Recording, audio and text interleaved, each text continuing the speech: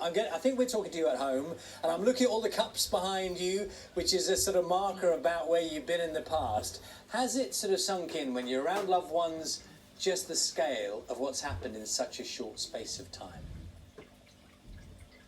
Yeah, I think it's gradually becoming and sinking in a bit more, because last night I actually just rewatched the final and tried to relive a couple of the moments and remember how it felt. So it is sinking in a little bit more, but it's still such a whirlwind of an experience. I've loved every moment of it, but it is something that's very difficult to fully comprehend. Emma, I'm fascinated. Morning, by the way, it's Naga. I'm fascinated by the fact that you watched the final. So tell me, when you were watching it, did you have butterflies, even though you knew what happened, did you have butterflies in your stomach, or were you kind of looking at it quite forensically, or were you taking in the crowds? What were you feeling and thinking? Yeah, it's funny because when I was watching it, it almost feels like that's not me who's playing and pulling off some of those shots. It feels like it's someone else, but I knew exactly what was going to happen, but still, it's some very tense moments, and rewatching it, I was really proud of how I came through some tough moments, and also the timeout at the end. I didn't realize how stressful that was on TV compared to live. Did it feel that stressful then, when you were actually in that timeout? Yeah, I mean, I was actually, because I didn't really want to take the time out because I was having to serve break point down, and I thought it would mess my own rhythm up. But then my knee was fully cut, and it's actually still open. It's still an open wound. Oh, is it still sore? Yeah, but I mean, it's fine completely, but it's just still open. Emma, tell me, I know, is it true you haven't got the trophy back with you? You flew back, but it's being shipped back, so you haven't actually been, where's the spot it's going to go on the shelves, or is it going to have its own cabinet? Tell me. Well, at the moment, I'm not sure. Maybe front and center somewhere over there, but maybe I'll do a nice display for it or something. I'm not sure. Emma, just talk us through a few things here, because there was a moment in time, Saturday night, when you were playing a final. A lot of people in this country, frankly, everything came to a standstill. Everything stopped, and they literally set the clocks, get in front of the TV, sit on the sofa, and see an extraordinary thing happen. And there were people drawn to it who weren't necessarily tennis fans, who bought into your story, your approach. Can you give us a little bit of an insight into how your mindset worked? You're able to smile but concentrate. You're able to be focused but love the moment. Can you just give us a little thought process? Because everyone wants a bit of that. Yeah, I mean, it means a lot, so thank you to everyone who watched and supported and sent me some really kind messages. But I would say that the most important thing was for me to stay relaxed and in the moment, because there was a lot at stake in the final, and it's just very important not to get ahead of yourself and to treat each point one at a time. And I think that's what I managed to do very well. Before the match, I was nervous. I felt like something wasn't quite right. Something felt a little bit off, but I couldn't put my finger on what that was. And I think that's just usual nerves because of the occasion. But then once I got onto the court, I felt like it was almost any other match. I just treated it point for point and went about my business as usual, and was just trying to focus on my craft, my plan, and what I was going to try and execute. Well, that ties in really nicely, Emma, because we've been talking to some young people, young tennis players. I know you weren't there that long ago, who have a few questions for you. Now, Tiana was obviously watching the match and is inspired by you. We're going to play her question and see how you respond. Hi, Emma. What age were you when you started tennis? Well, that was actually Ava, so we'll get that one answered first then.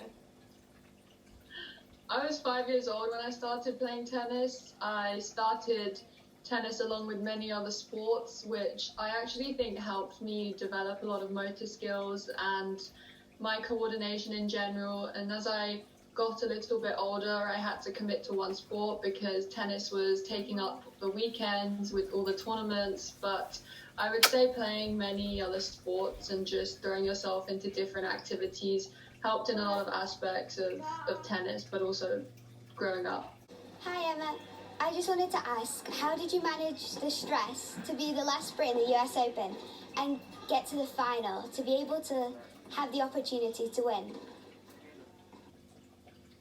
I personally didn't feel any stress. I was just having a lot of fun out there, and I think that's what helped, because I wasn't thinking at all about anything that was out of my control or that was going on off the court. I was just really focusing in on my matches and what I was trying to achieve, and I think that's probably the key that helped me have the run I have, because I wasn't distracted. I was just focusing on what I had to do, and I executed.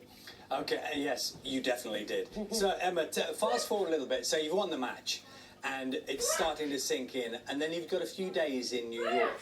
Now, there were some extraordinary moments. I've seen a few of the pictures. There was one of you with a billboard of yourself, and I mean, what are those moments like? And you were meeting some extraordinary people. Yeah, it was pretty amazing. I think after the final, it was a really nice moment. I just shared it with my close team back at the hotel, and on the way to the hotel after winning and leaving the club, there was sort of a party bus going on in a Sprinter van with a lot of music, good tunes, and we were all just singing along. And then we had a really nice night, just talking until early on in the morning, just reflecting on the whole experience and what an amazing time it's been. And then I managed to go to some really cool events and places. I mean, at the Met Gala, I spoke to Lewis Hamilton, which was really, really cool, being such a fan of motorsports and Formula One. So it was really nice to see him and speak to him there, and also everyone else. The Met was such an artistic event with some great performances, and yeah, I was very, very honoured and grateful to have been able to go. Can I just pick you up on? I'm thinking a bit of bus karaoke. Emma, what was the go-to song? Yeah, that's exactly what it. Well, we had to replay a Sweet Caroline in there, and some great voices, and Mr. Brightside. Oh, good tune. Very, very good tune. Hi Emma, I'm just wondering, what will you spend your prize money on? I tell you what, they're blunt, aren't they? You can't avoid those questions from children. I will just leave that to my parents and my team, to be honest. I'm just focusing on what I love to do, which is competing, and just, yeah, they can take care of that.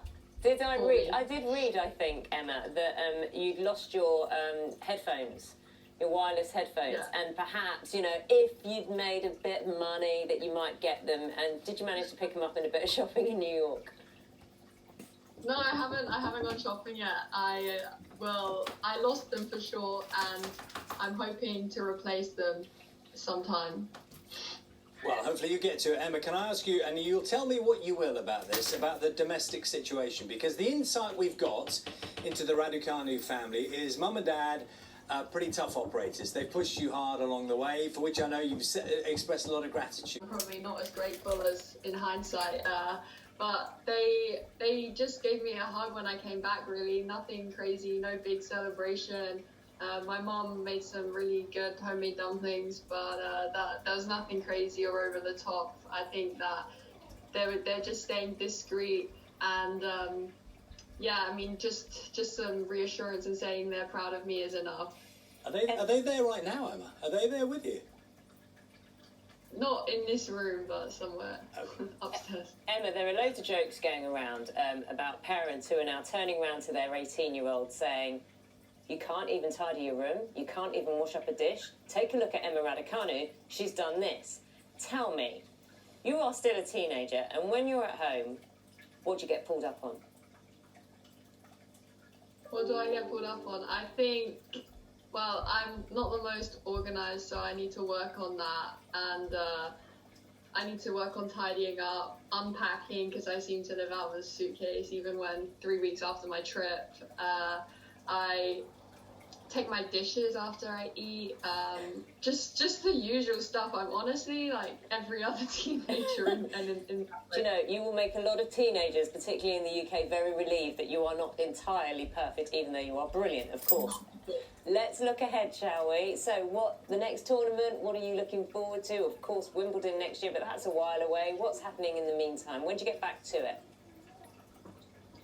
Yeah, I haven't actually discussed my tournament schedule yet because of the change in my ranking, the tournament options changed slightly. So I need to discuss and sit down and see what's next for me because I've had a very, very long and intense 7 weeks. So I think I just really need some time to rest and recover because it's been very demanding physically and also just emotionally to withstand 7 weeks on the road. I think I just really need to recover, rejuvenate, and next time I'll be ready to go, whichever tournament I choose. Emma, it's been a delight talking to you this morning. When the trophy arrives and you put it in place, can we sort of agree a deal that we can have a look at that and see it there? Because that's going to be a magic moment for you and your family. It's been lovely talking to you. Thank you so much. Take care, Emma. Well done. Thank you for having me. Thanks.